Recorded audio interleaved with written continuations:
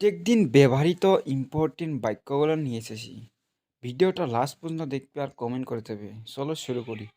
আমি একটি গান গাইছিলাম।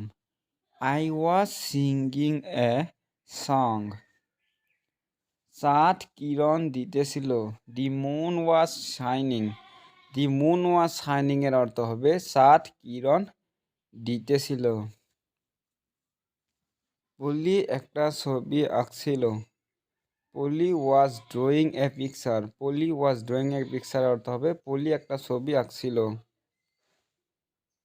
তুমি ইংরেজি শিখেছিলে। You were learning English. You were learning ইংলিশের অর্থ হবে তুমি ইংরেজি শিখছিলে।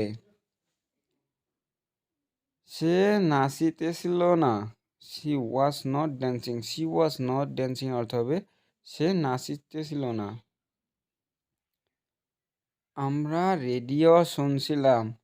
We were listening to the radio. We were listening to the রেডিওর অর্থ হবে আমরা রেডিও শুনছিলাম। সে একটি রচনা লিখিয়েছিল। হি was writing an essay. He was writing an এসের অর্থ হবে সে একটি রচনা লিখছিল। ছেলেগুলো গোলমাল করছিল।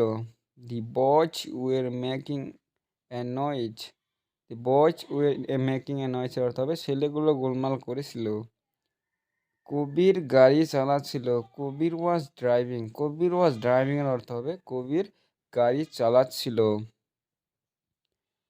তারা পরস্পর কলহ করছিল। They were quarrelling with one another.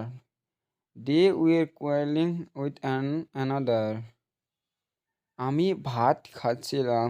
I was eating rice. I was eating রাইসের অর্থ হবে আমি ভাত খাচ্ছিলাম। তুমি দুধ পান করছিলে।